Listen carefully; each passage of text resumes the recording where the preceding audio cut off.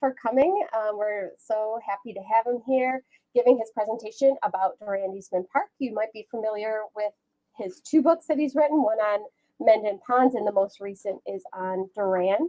So I'm going to turn it over to him for his talk. We also, though, I guess I should mention, have some hikes coming up that he'll be leading at Mendon Ponds Park. So more information will be announced about those shortly, but the first one's going to be on May 1st. So we'll have those coming up as well. So I will hand it over to you. I'll flip off the lights. Okay. And we will get started. So welcome and thank you everybody for attending this morning. Most of today's presentation is going to be on the Durand Eastman Park book, but I thought I would give a little bit of an update on the Mendon Ponds Park book. So if you haven't read the Mendon Ponds Park book, I'm not really giving anything away, but it's a little bit of an update. So first of all, in terms of my background, I spent most of my career in medical diagnostics and primarily in women's health. So I helped launch two first of their kind FDA cleared products here in the United States. One was the first DNA-based test for human papillomavirus, which is the cause of cervical cancer. And then after that, I helped launch the first FDA cleared device that could identify a common comorbidity of breast cancer treatment, which is called lymphedema. I retired from the medical device world and medical diagnostic world about 13 years ago and started my own little family run business, which I'm still doing today in my part-time.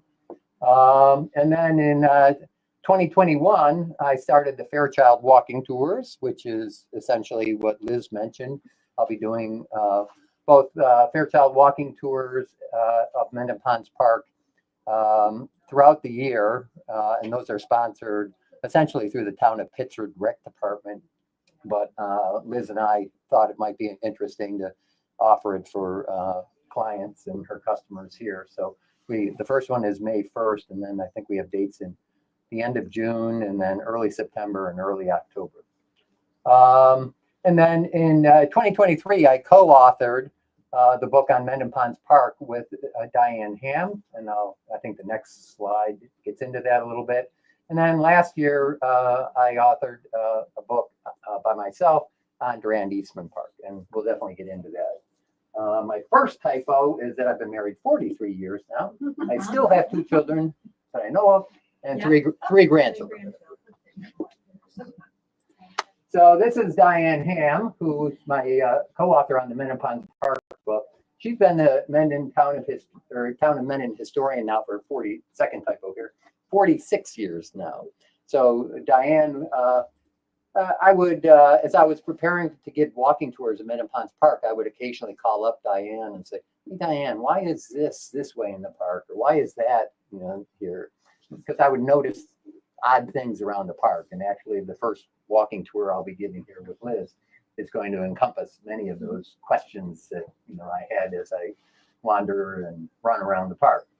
And so she would help me find solutions and answers for a number of these things. And then in April, actually, of 2023, she called me up and said, I know everything about the people that used to live in Mendon Ponds Park before it was a park, and you seem to know all about the geology and invasive species and all of that stuff. She said, "Why don't we get together and write a book?" So I said, "Well, all right." I'd had other people take my walking tours, ask if, said, "You should write a book about this." That ain't gonna happen. But Diane had written other books about the town of Mendon, and so she had the experience, and together we worked pretty intensely. And in October of 2023, we published the Mendon Ponds Park book here. And Diane has been a real wealth of information, a friend and a colleague, and she really understands.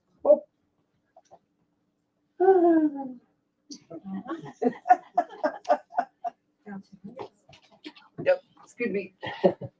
That is not the way to be.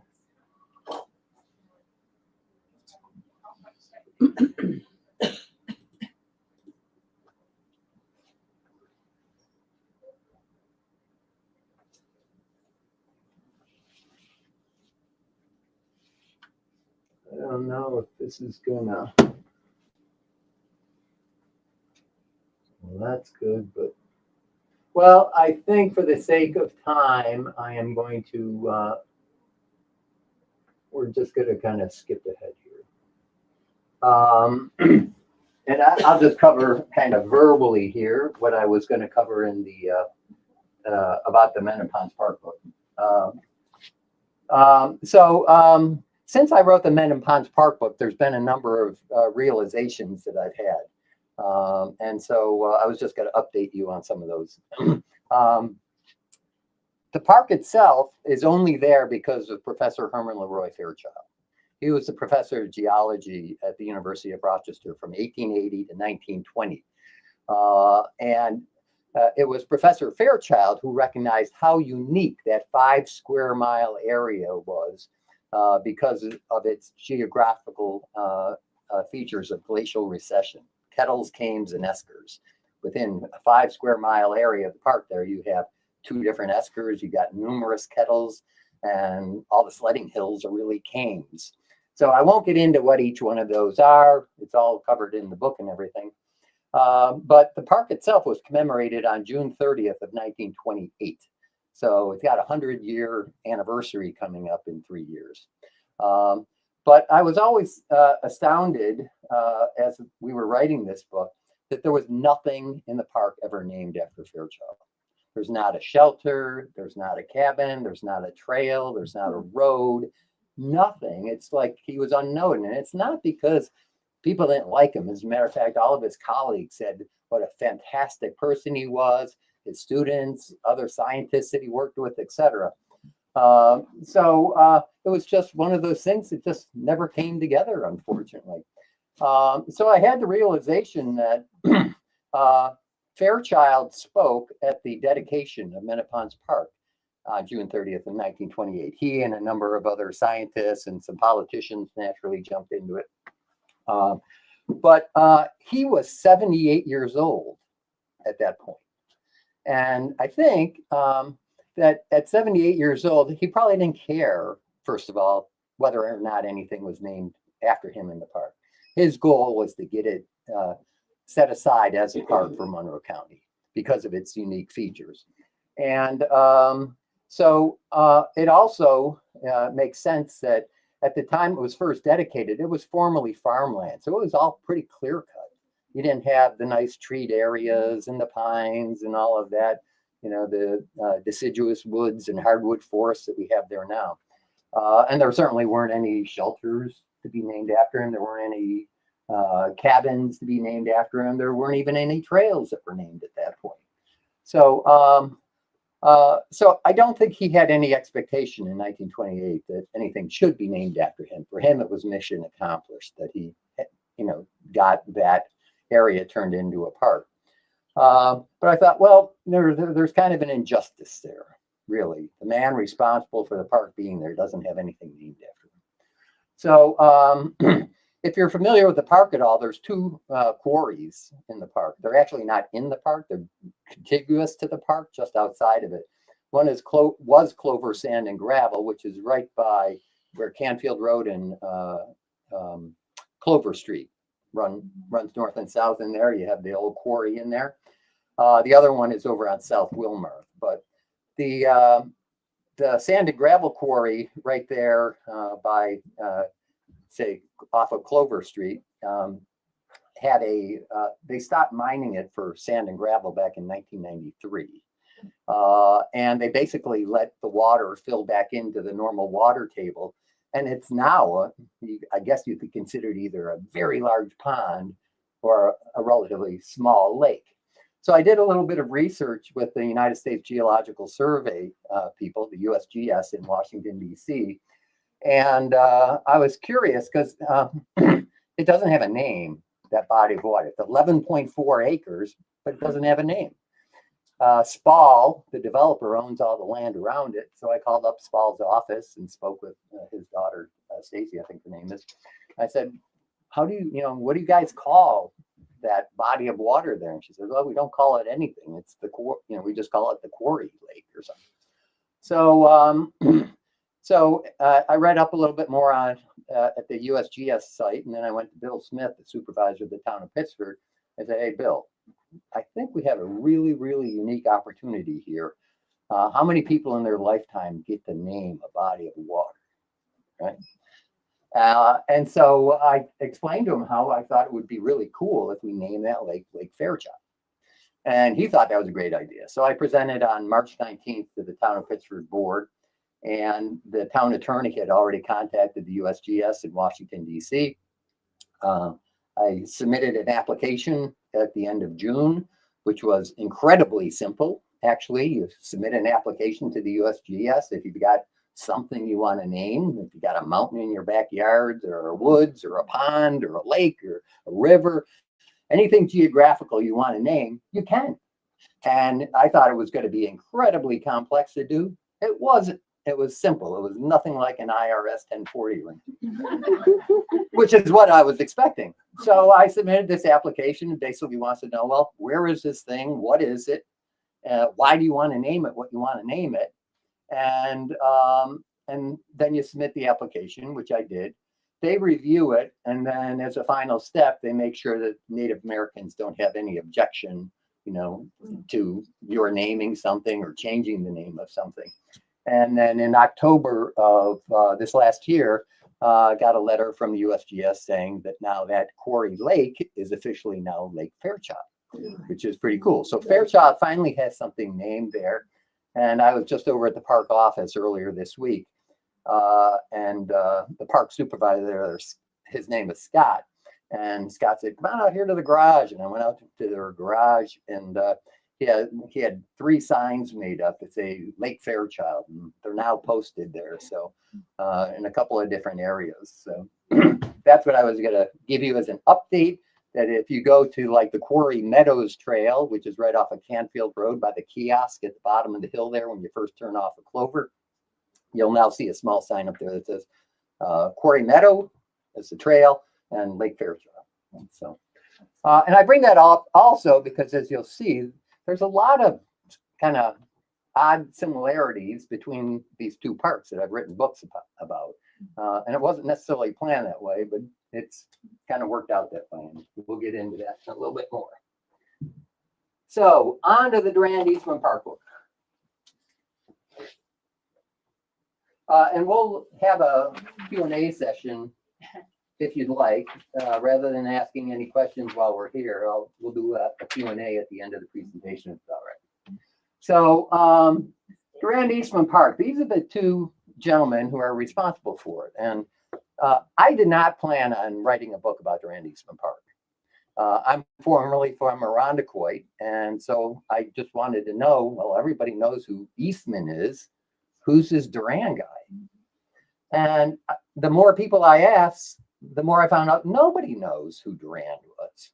Some people thought it was George Eastman's first name, which is a little naive, but it's all right.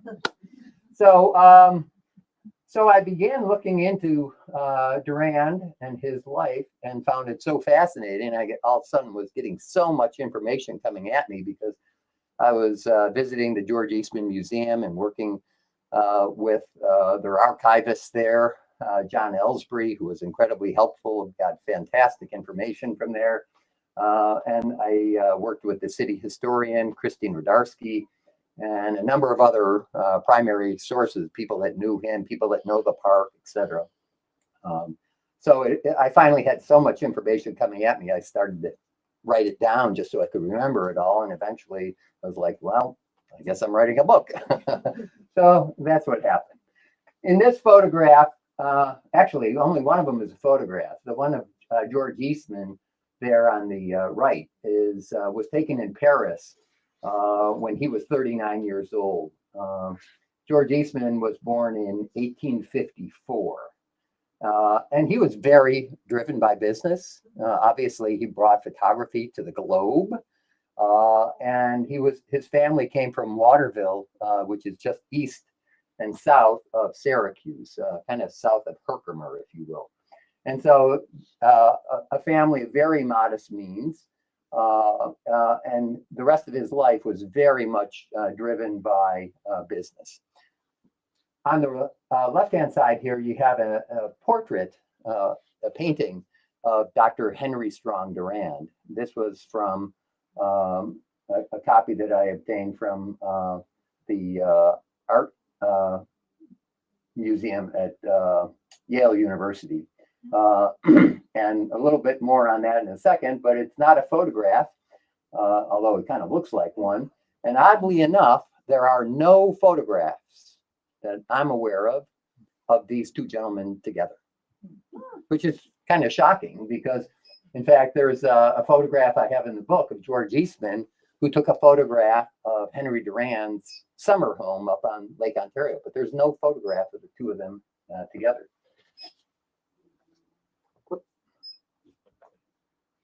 So this is the Durand Eastman Park book is very much a book divided, if you will. To get a sense of the George Eastman and Henry Durand, I was looking into each of their lives and decided it would make sense to just kind of to get my head around it, to create a timeline, which I did from the year 1854, every 5 years. And what was George Eastman doing? And during that period, what was Henry Durand doing? So I could see at each point during their life, what each was up to and when the park was formed and, things of that sort. So that's really the first half of the book, if you will. And then the second half of the book is really about the park itself and what I call the 6 pillars of the park. This is an interesting, I was saying to some folks here to begin with, there were some early black and white photographs by Albert Stone, who used to be a photographer for the Democrat and Chronicle way back in the 30s. And much of his work is available at the Rundell Library now. Some of it is, a limited amount of it is available only, or it's owned, I guess, by the Rochester Museum and Science Center. But this is, I thought, a very interesting photograph. I don't think they had drones back then, but somehow Albert Stone, yeah, man, it must have climbed on an airplane. But this is the old beach house that used to be there. This is Durand Lake, you see here. All that's left of this building, this must have been like a concession stand, and all that's left of it there is linoleum tile. So yeah, so when you're coming around off of Sweet Fern, off of Culver Road, you come down, and eventually when you get to a point where you can see the lake here, there's a little pull-off area there, and you can actually see the floor of where this building used to be. And then this is the famous White Lady Castle back when it actually stood. All right. Right now, there's only a stone wall there, and there's all this folklore about the White Lady ghost who, haunts the park at night with her dogs, looking for a lost child and all that. Well, this building actually used to be the refectory, which was a communal restaurant, essentially, because people would come in down to the park from the city, and they had no shelter, and sometimes they had very little or no food. So the refectory was built for shelter and for food, and unfortunately it ended up burning to the ground. But so the second half of the book is all about what I call the 6 pillars of the park here, and we'll get into those a little bit more towards the end. Then I had the very good fortune in the Mendon Ponds Park book, because my house backs up into Mendon Ponds Park, and I have run in Mendon Ponds Park for the last 30 or 40 years. So I know Mendon Ponds Park like the back of my hand, and I've got photographs, coming out of my cell phone like crazy. But with Durand Eastman Park, I didn't have that advantage, because even though I was brought up in Irondequoit and Durand Eastman Park was just down the road from me, I didn't frequent it enough in recent years to have the spectacular photography that I really wanted. So I reached out to 3 photographers, all of whom contributed their work. David Liakina, David shoots mainly birds, and he's got just incredible selection of photographs of birds. And Jim Montanus and John Greach. So these 3 really helped, I think, make the photography in the Durand Eastman Park book really spectacular.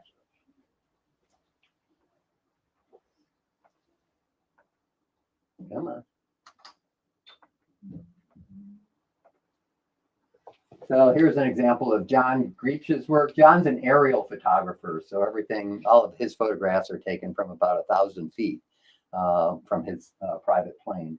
And Jim Montanus is pretty well known in the Rochester area for his pretty spectacular landscape photography. So it made a great combination because David's work is mostly of animals and primarily birds that he focuses in on. Jim's are mostly landscapes and John's are all aerials. So they're quite different, but quite complementary for a book like this. So George Eastman, that's not him. That is his mother, however, Maria Kilbourne Eastman. And George's father died when he was just 8 years old. And George had older sisters, and I think a younger sister, but he really immediately kind of took up the mantle of providing care for his family, beginning work at a very early age, and dearly loved his mother, Maria Kilbourne Eastman. Eastman essentially developed some of the original work that laid the groundwork for Eastman Kodak Company. He developed it in his mother's kitchen, really. He had this intense interest in photography, the very earliest days of photography. And he developed a dry plate machine, essentially working with gelatins in his mother's kitchen there over in Waterville. He never married, but wherever he traveled around the world, Eastman was in touch with his mother, regardless of where he was. He kept her always in her own place, and he always made sure that she was being taken care of if he was out of town. So we're going to credit. We'll calculate actual shipping. When it got to our owner, so she was going to calculate actual and then credit. this is a photograph that I hadn't seen before, but John Ellsbury had it at the George Eastman Museum. And needless to say that George Eastman at Menopause Park.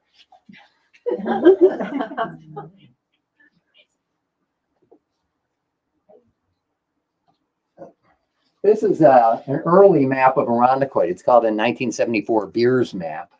And I show this just because it's kind of interesting to see before there was a park, where some things were. I guess that's not going to be a good area for me to stand over here, but the Durand Eastman Park essentially ended up in this area. And if you, it's not super sharp, but you can see a number of the roads here that formed the early park. Culver Road was not called Culver Road, it was called Woodsman Road back then. And the park itself ended up being formed simply because of the efforts of Henry Durand. So who was Henry Durand? Well, it was Dr. Henry Durand, actually. He was the sixth member of his family to attend Yale University, so the Durands were fairly well off. Any Yale grads in the crowd here? All right. Well, he was voted the class poet. He actually wrote the words for the Yale alma mater that any Yale grad would know and be able to stand up and sing for you if any of you were Yale grads. I'm not either, but quite well known, or the alma mater is really quite well known. So he graduates from Yale in 1881, takes 5 months off, and goes to Europe. Now, this is a theme that runs through his life. He's very much into adventure, right? He's fairly well off. He's got a great sense of humor, in my opinion. He's actually a very kind man, as I'll get into in a little bit here. I would say he was a real mensch. He was just a really good person at heart from everything I could determine from my research. But he loved adventure. Not that that's bad. It actually made his life quite different than George Eastman's. George was completely business oriented to bring photography to the world. Durand was not necessarily that way. So He, after coming back from Europe, 5 months in Europe, he attends Harvard Medical School, graduates with a degree in surgery, and he moves back to his beloved Rochester to set up a practice. He wasn't born here originally. He was born in Ohio. So in spite of the fact that his middle name is Strong, there's no association that I've been able to find between Henry Strong Durand and the Strong family in the Rochester area here. And it's not his mother's maiden name or anything. That was Stewart, and his mother's maiden name is in the name of, for example, his older brother. But I haven't yet figured out where this Strong came from. But I don't think it's the same Strong as the Rochester Strong family. So Durand moves back here to Rochester to set up his medical practice at 87 South Fitzhugh Street, which I went to visit, and I found myself in the middle of the Civic Center parking garage. So that was slightly disappointing. They put in Route 490 right there and knocked down a whole bunch of the homes, which were beautiful homes, on South Fitzhugh off of Broad Street over into the Cornhill area. And unfortunately, 87 South Fitzhugh is no longer. But that's where he set up his medical practice. And in 1898, he bought 270 acres of land up on Lake Ontario because he had always wanted a summer camp up on the lake. And he builds a house, a barn. He plants 83 trees in an apple orchard. And he convinces George Eastman to buy all the land around his so that they could jointly then give that land to the city of Rochester for a park for the people. Okay, so this is one of those similarities. If it weren't for Henry Durand, there wouldn't be a Durand Eastman Park. Just like if it weren't for Henry or for Fairchild, there wouldn't have been a Mendon Ponds Park. In 1907, Durand and Eastman deed their land over to the city. It was almost 500 acres, 484 acres of land that they turned over to the city of Rochester for a park for the people. Again, as I said, a lot of people would come down, would end up coming down to the park out of the city of Rochester, but they didn't otherwise have access to Lake Ontario before that because it was either private, all privately owned, or it was farmland. So there was no really good access. So it was Durand's idea. He wanted a park for the people, not for organizations, not for companies, not for groups. He wanted a park for the people of the city of Rochester. But they give over, he and Eastman, they give over that 484 acres of land in 1907, but Durand keeps 20 acres of land for lifetime personal use. Seems fair enough. Keeps 20 acres, gives almost 500 along with George Eastman to the city. By the way, this photograph I have here, most of the book, an awful lot of the book is based upon 2 volumes here, which are, I had the special order in from Yale. It's the Yale History of the Class of 1881. And it's in 2 volumes. The first volume, they both were intended to be biographical or autobiographical. The first one, first volume, Henry Durand wrote specifically about himself, and it was kind of a shorter section about what his interest was when he attended Yale, and if he participated in any sports teams, and who his favorite professors were, and that kind of information. The second volume was published at a later time, but unfortunately it was right after Durand had passed away already. So his wife, Harriet, ended up writing up the rest about what did you do with the rest of your life? How did your Yale education help you? And what experiences did you have, et cetera? So his life is really summed up extremely well between those 2 volumes. But what I'm holding there are one set of only 3 in the United States that they're aware of. So extremely rare. And they didn't have any requirements for white gloves, which surprised me, but I was very careful with them. So this is the 1902, called the Hopkins Plat Map. And as you can see here, Henry Durand owns all of this acreage.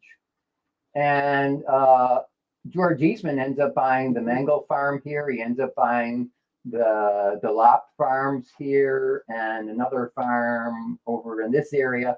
And so this is really the whole area that ends up making up Durand Eastman Park. And I'll call your attention to one parcel right here, which is owned by Catherine Saralee. It's a 10-acre parcel. And we'll come back to that because that turns out to be a very interesting parcel of land just after Durand's death. Anybody from Irondequoit here? Okay, you're probably familiar with the Huntington Hills area then. This is Alistair Huntington owned all of this land. Durand had arranged options for the city to own all of that land for $100 an acre, and the city turned it down. And instead, they sold it off for $1,000 an acre. And there's a number of developments down there, as you know now. But again, just keep in mind this Saralee property right here. So Durand meets this guy by the name of Albert Stillwell at the Genesee Valley Club. And not a lot of information available on who Stillwell was exactly, but he tells Henry Durand about the riches and the adventure to be had in Mexico mining gold and silver. And as I said, Durand's really into adventure, so he thinks, oh, that sounds pretty interesting. So he closes up his medical practice and in 1908 decides he's going to depart for Mexico to mine gold and silver. And he has this verbal agreement with the city of Rochester before he leaves that they're going to watch his stuff. He's got a house up on the lake. He's got his apple orchard there. He built a barn. He's got caretakers living in a log cabin up there. He even tells the city, you can rent out my house to reputable parties and you can keep the revenue, but just watch my stuff while I'm away. All right. Seems like a fair enough deal. I know all the attorneys in the room are going, oh, you never do that. Right. Well, as we find out. So he arranges before he gets down to Uruguay, Mexico right here. This is the Mexican-Texan border, as you can see. So he probably came by train down from Rochester to somewhere in Texas, and then probably by horseback to here. But Uruguay, Mexico is just this tiny, tiny little village. And it's at the base of a 3,000-foot mountain down there, and they have to go in by mule for the last 30 miles of it.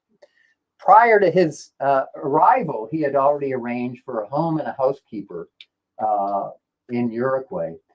So he arrives down there, and the next morning he wakes up at the house in Uruguay, and he's got 23 patients lined up around his house. So even though he had kind of given up on his Hippocratic oath, he had to take it up again. The reason all the patients were there was because surely whoever owned the house and the housekeeper said, there's a doctor from America coming down here to little tiny Uruguay, Mexico. The nearest physician lived 250 miles away. So Durand becomes not only physician, he becomes obstetrician, he becomes veterinarian, he becomes all things medical for the people of Uruguay. He also recognizes that it's really it's desolate and the people have really no health care at all. So he arranges and orders medicines, don't tell RFK, vaccines, bandages, all sorts of things from the United States, which he has shipped down there on his nickel, on his tab. So it didn't cost anybody. It was free health care while Durand was down there. And so obviously he becomes dearly beloved by the people of Uruguay, Mexico. The Santa Claus is a reference to his first year down there. He arranged to have some men go up into the mountains and bring down a pine tree. And he somehow manages to like hide it somewhere in the village there. And he decorates with white cotton balls and some gauze and things like that. So, 2 days or 3 days before Christmas, he has gifts arrive for all of the children from the United States. And so it was really their first Christmas in the way that Durand knew Christmas, which is really, I think, a phenomenal story. And again, that was written by his wife, Harriet in the second volume of the History of Yale, 1881. Did she go with him? She was already down there. Harriet lived in Mexico. She was originally from Boston, but she was down in Mexico the whole time that he was down there. And it wasn't until actually after 1915 that they actually got married. And I think I get into that a little bit. But as you can tell, he was really loved by the community for obvious reasons. So he comes back to Rochester in 1915 and to tell his family and his friends he has some business interests to look after and everything. And he returns to find that the city of Rochester has taken over his 20 acres of land for lifetime personal use. Wow. Shocking. I mean, he was like, what? You know, I gave you guys my stuff to watch, not to. So they had cut down his apple orchard that he had planted by hand. They tore down his barn, removed a metal fence that was there, evicted his housekeepers, and tore down the old log cabin that was on his property.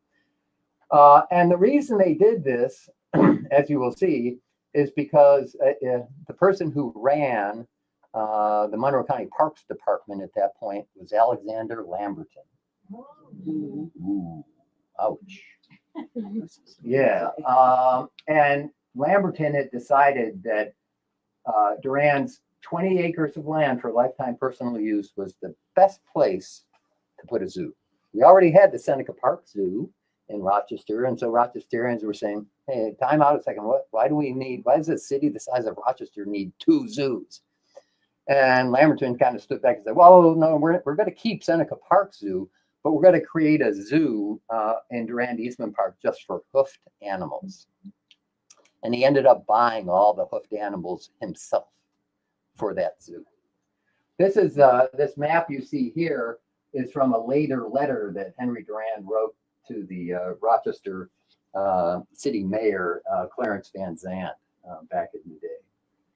This was back in the 1916 to 22. He actually wrote the letter to Van Zandt in 1922, a very detailed letter about how he come back to Rochester, the whole thing with George Eastman, acquiring the land, giving it to the city, use my house, all that stuff.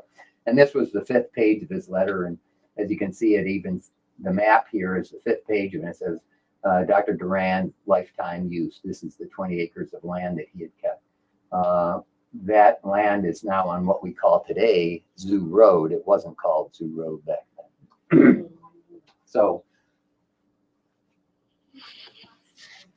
that was in 2015. In 2016, Durand had his trust officer at Security Trust Company, a guy by the name of William Stackel.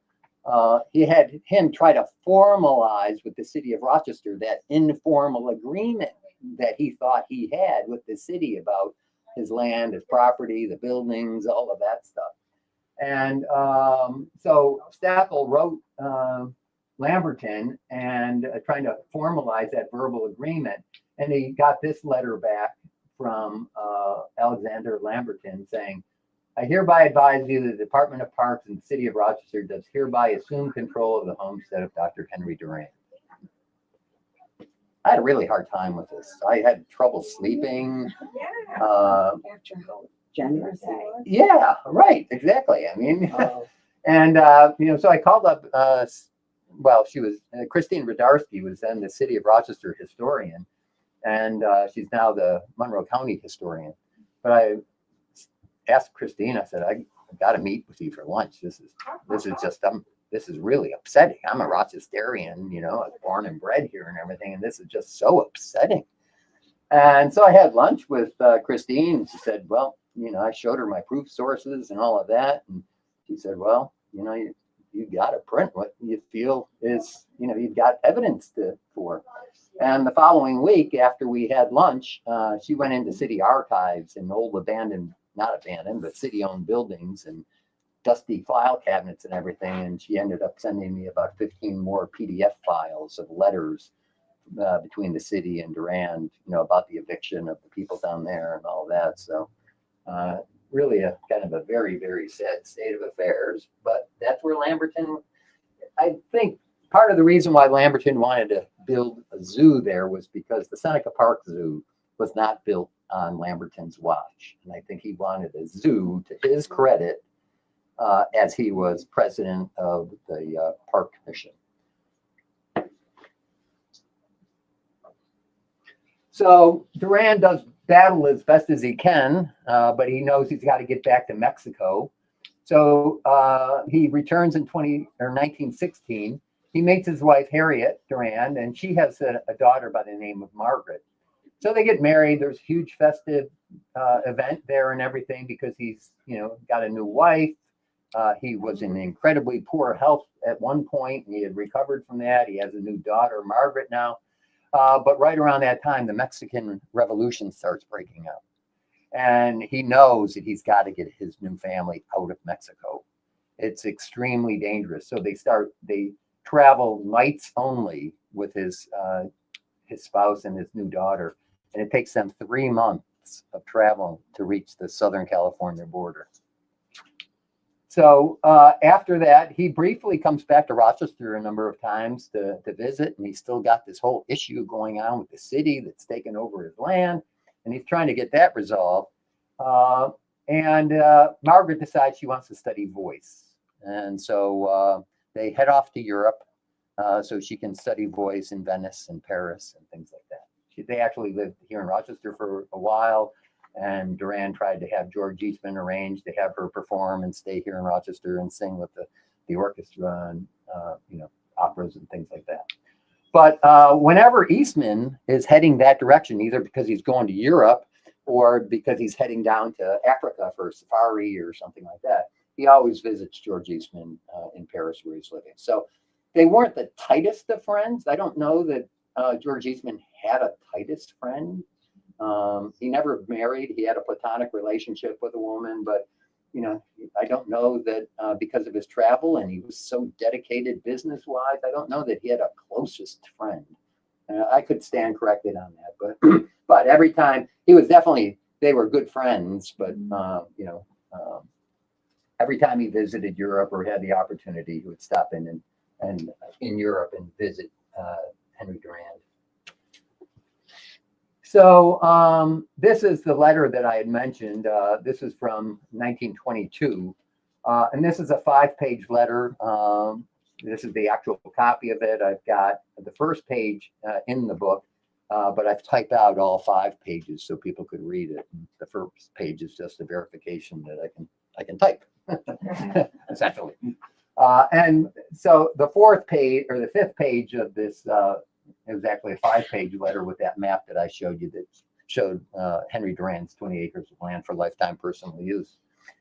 And so this letter contains the whole history in great detail of his acquisition of the properties with Durand, his trip to Mexico.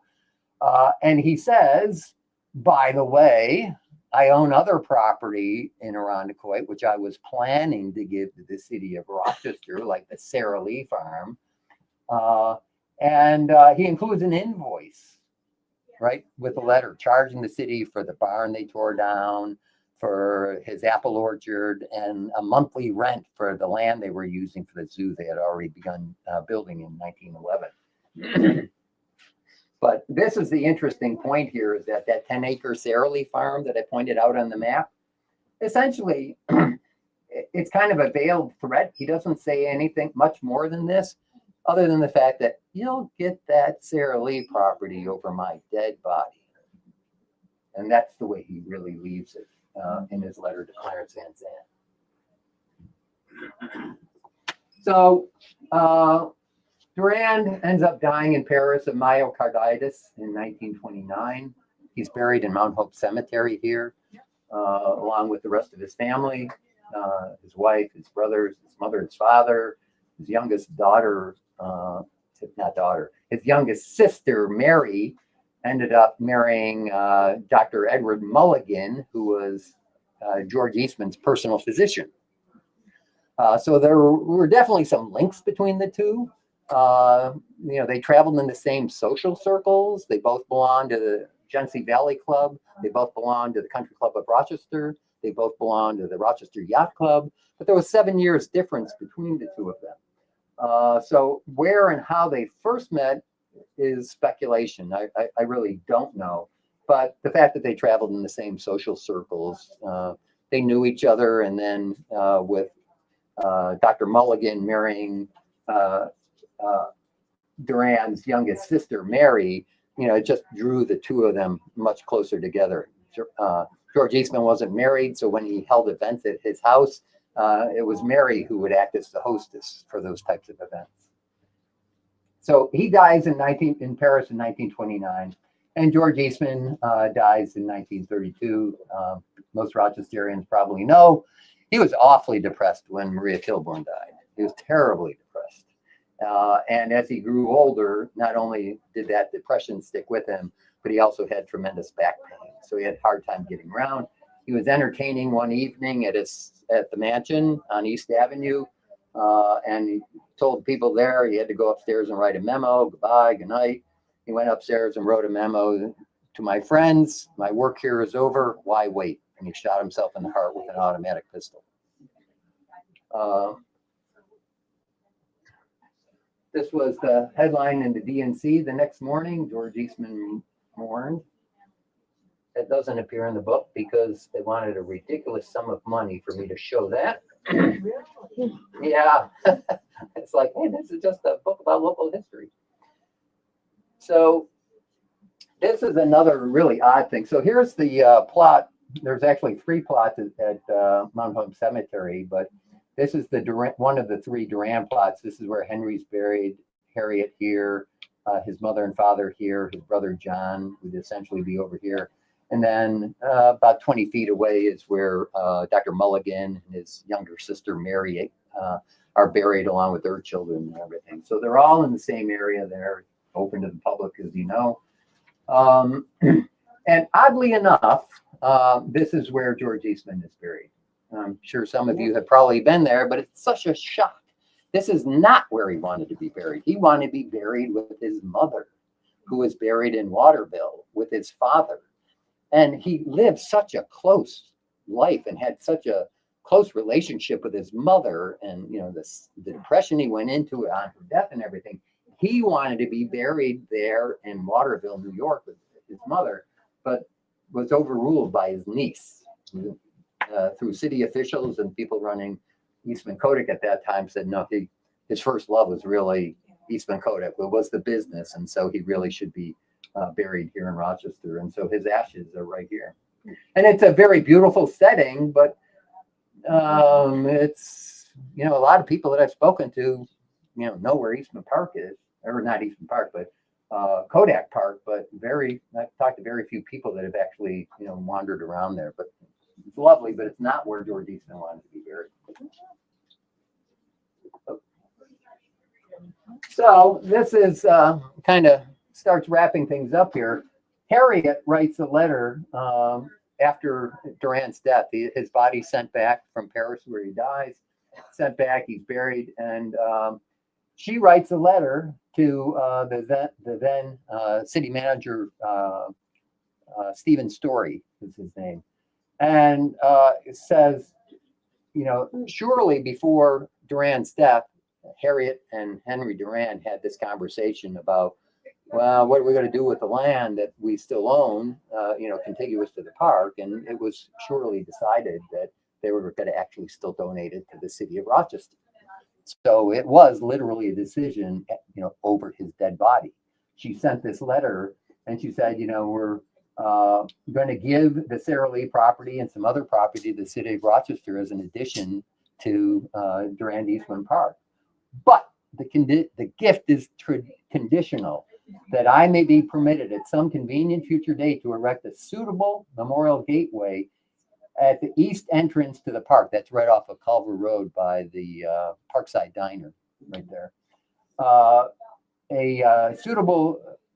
Erect a memorial gateway at the eastern entrance of the park in memory of Dr. Henry Durand, and to place 2 bronze plaques affixed to boulders and inscribed with a brief history of the origin of the park. Well, the city was happy to take that 10 acres of land. They never did this. Yeah.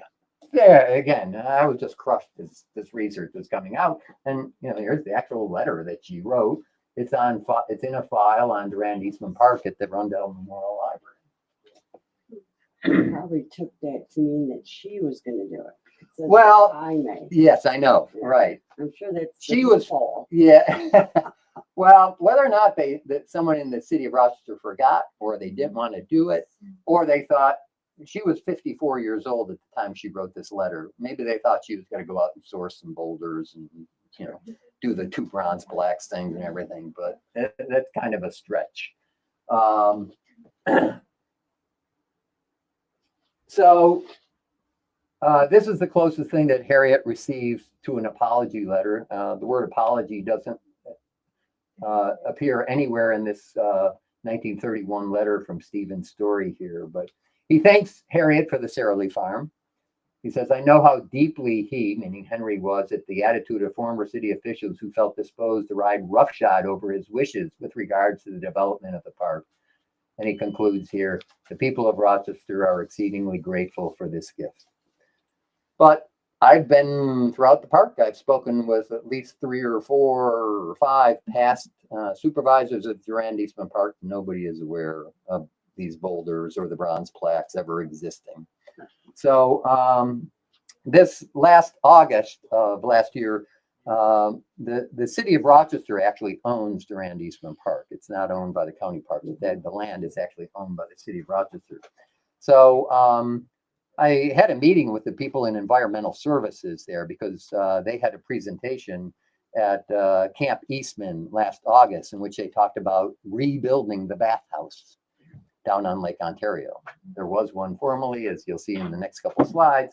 But I met with the people in environmental services and said, listen, I'm about to publish this book about Durand Eastman Park, and wow, does the city ever look kind of bad in this thing? So there's nothing the city can do at this point about that 20 acres of land that you built the zoo on, even though the zoo is no longer there. But I said, this really does not put Rochester, New York, my hometown, and their hometown, in a favorable light. I said, but there is something that you could do, and that's this. Put on, on the 2 bronze plaques on boulders and place them where Harriet Durand wanted them. So fortunately, I met with one of the finance people there at the city of Rochester, and they have verbally committed to do that now. I wrote up the text about a couple months ago and submitted it to them. They've got other priorities going on there right now, which I understand. But I'm hoping sometime here in 2025 that there will be a ribbon cutting ceremony of sorts right by the flowering tree collection, which is when you first drive into the park. The Parkside Diner is over to your right, and the flowering tree collection is right there. And that's where those boulders with the plaques belong until such time, I think, that if they do manage to build the new bathhouse, which may not be completed if they get the funding for it until 2028 to 2030, then I would propose that they move them from there and put them right in front of the new bathhouse, which is going to be a phenomenal structure itself. Yeah. So the 6 pillars of the park. Well, what are they? The Arboretum. An Arboretum is just a living tree museum. Durand Eastman Park had one of the 3 best arboretums in the whole country. Highland was one of them, Durand Eastman Park, and the Arnold Arboretum, which is run by Harvard over in the Boston area. But part of the reason that it's such a unique place is because, and I would highly encourage you to take there's a Cornell Cooperative Extension, a number of walks and tours of the Durand Eastman Arboretum coming up here in the weeks ahead. So I'd highly encourage you to see it. But because of the way that the hills and the geography of the area there are hills that kind of come down towards the lake, 3 or 4 of them, and they're actually called hogbacks. They're different from eskers as we know them, for example, out in Mendon Ponds Park, but they're hogbacks, and they were essentially formed by the erosional process as Lake Ontario, which used to go up the Ridge Road, began to move back and withdraw back to where its current shoreline is. But because of those, you have these microclimates throughout the park, and that allows for species, some species from all around the globe to be planted here. So some incredible variety of trees there. And each of the trees, almost every tree is banded with its genus and species, which is really very nice also. So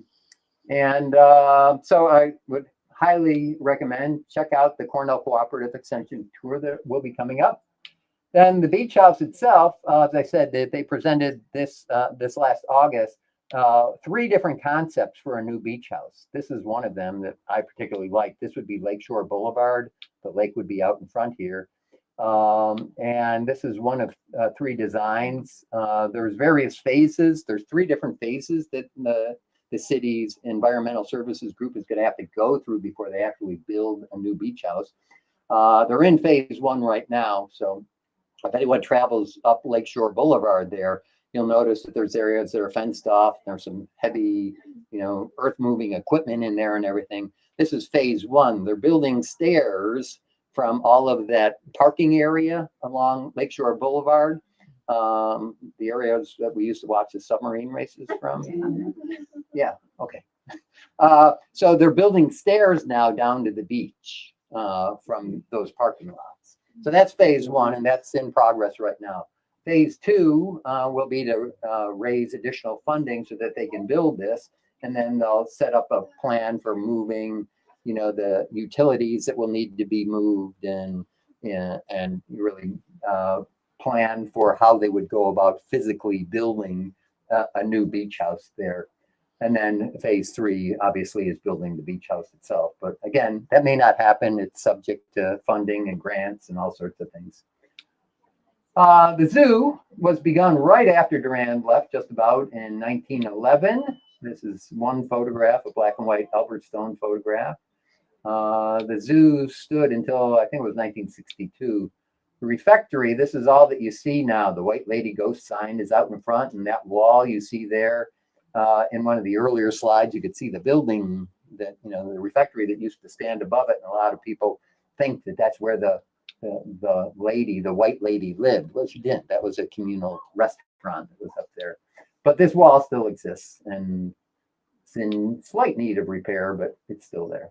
And then you have a Donald Ross golf course. Donald Ross built 6.5 golf courses here in Rochester. Durand Eastman was the half, because he when he went down there, he saw how wet and marshy some areas were, that he thought that it could only accommodate 9 holes. So he built a 9-hole course there, which was built between 1916 and the early 1920s. And then about a decade later, Robert Trent Jones, another famous golf course architect who happened to live in East Rochester, which I never knew. He's got golf courses all around the world, but he's the one who was responsible for expanding the golf course from 9 holes to 18 holes, which it is today. And then the 6th pillar of the park here really are the trails and shelters that still exist there for everybody's enjoyment. And then as I was writing the book, I thought, geez, I kind of vaguely remember there used to be a soapbox derby up there. Yeah, so I had to do a little digging, and I came across the name of this guy, Mark Scalderi. And so I Googled him and everything, and managed to send him an email or leave a message for him or something. And I say, hey, Mark, I'm writing this book about Durand Eastman Park, and I'd like to have a paragraph about the soapbox derby. He said, paragraph? You need a chapter. You need a chapter on the soapbox derby. So I said, okay, tell you what, you write the chapter and I'll edit it. And so that's essentially what we ended up doing. Several weeks later, I had 3 or 4 pages all about the soapbox derby, and cute story and humorous story in there about how we managed to bring the soapbox derby back to Rochester. So I have Mark Scalderi to thank for that. So back in Durand's time, he would have been very proud, in spite of how deeply hurt he was by the city's taking over his 20 acres of land. I think he would have been very proud of the way that Durand Eastman Park was really a world-class park in the 1920s and early 30s. It had all of those. It had a beach house. It had this refectory. It had an arboretum that was one of the top three. It had a Robert Trent Jones and Donald Ross golf course. So it was really a phenomenal public park. But in time since then, unfortunately, the arboretum has gotten overgrown. There are beautiful species, like this is a Japanese snowball viburnum. That is, I don't even know if you'll be able to see it this year. It's just getting so overgrown with other weed trees and vines and things like that. It's a real shame. The zoo's gone, the beach house is gone, the refectory is gone, other than the stone wall that's there. And so the city has tried to do the best they can with budget cuts and staff cuts, and really the lack of expertise that you would need to drive, a project to really revitalize this. I think the Cornell Cooperative guys could probably do that. And I think they probably, if they, put together some sort of concept and presented it to the city, I think they probably could begin a lengthy process, but I'm not sure how it would be funded. I think you could find the staff to help restore some of the incredible arboretum. So this is the original beach house. As you can see, it was very Romanesque in its appearance with urns and columns, and it was quite a large structure.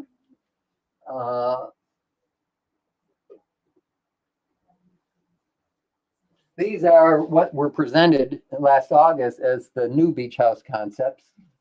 This one looks kind of like the old one. This one is called the Canopy.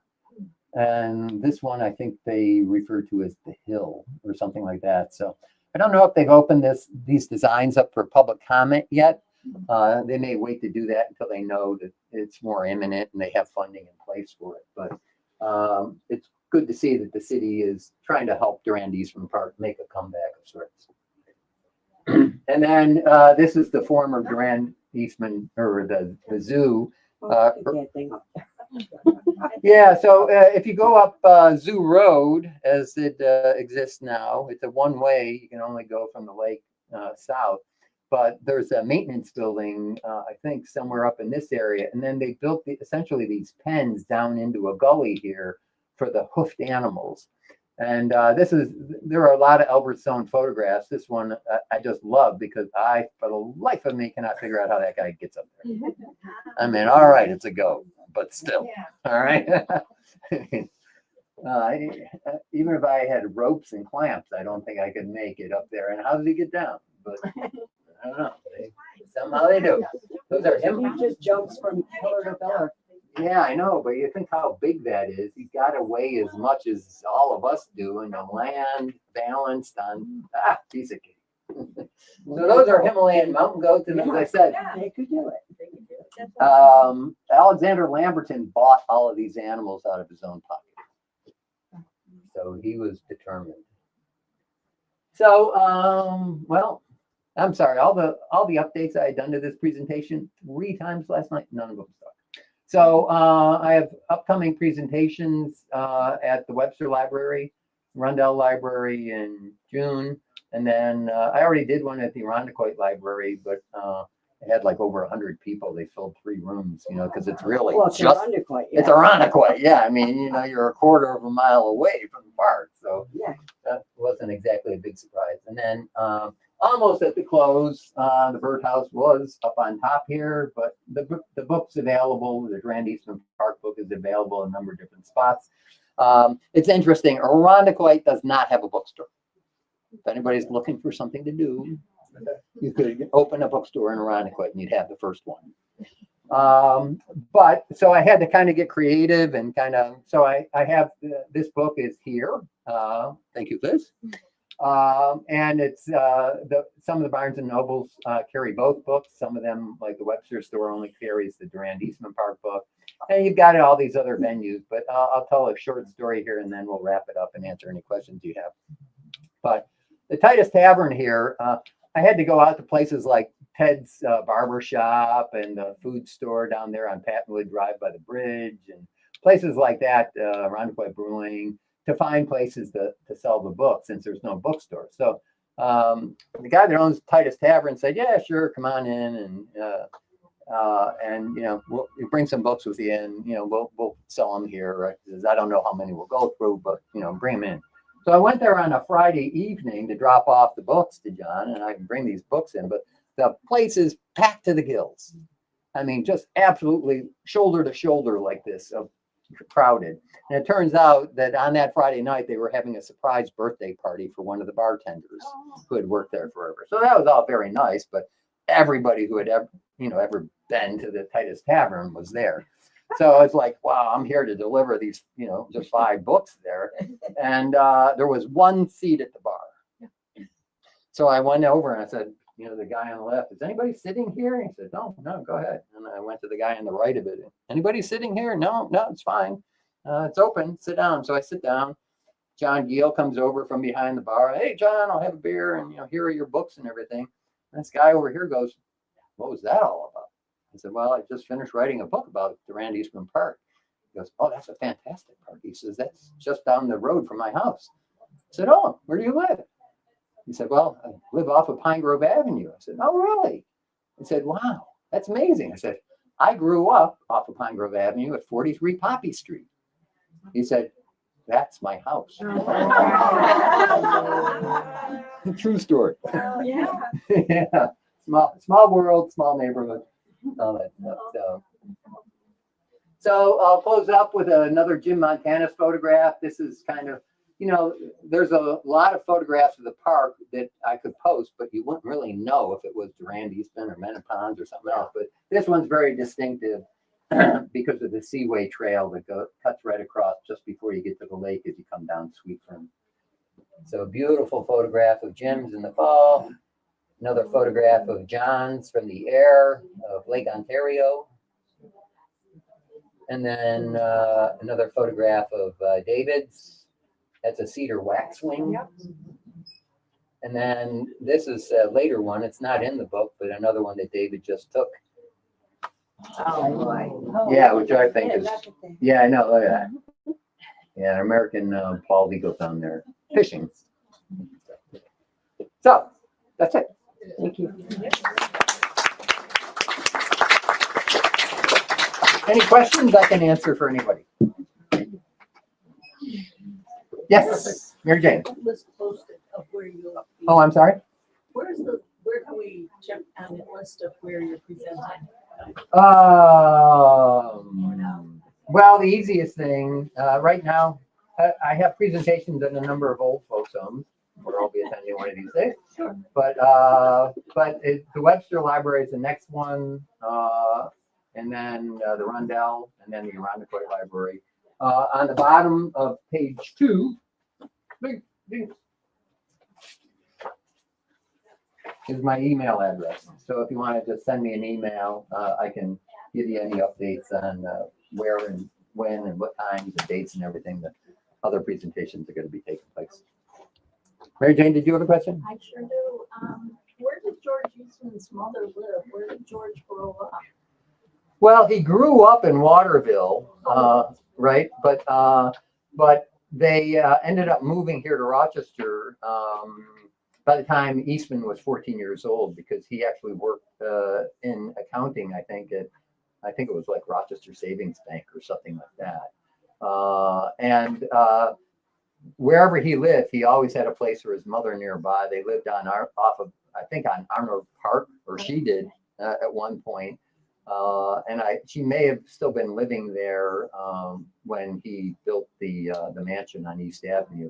But they had at least 2 or 3 different homes, I think, in the interim between moving from Waterville to Rochester. What year did he build the mansion? Sorry about that. Yeah, I'm not 100% sure. I'm sure it's in the book, but yeah, I would guess maybe in the 40s or 50s. With the mansion? Yeah. No, he died. He died. Oh, yeah, that's right. Yeah, Wow. yeah, he died in 30. So it must have been in there, yeah, in the 20s, I guess. Yeah, good point. Yes. How do you find out about the Arboretum walks? I would just Google Cornell Cooperative Extension, Durand Eastman Park. Yeah, I just got a notice of, Oh, yeah, okay. I just got a notice of it last week, I think, or something. And I did it last fall, but I want to do it again because it was kind of a short tour the time I went, and I want to kind of get the full thing. Okay.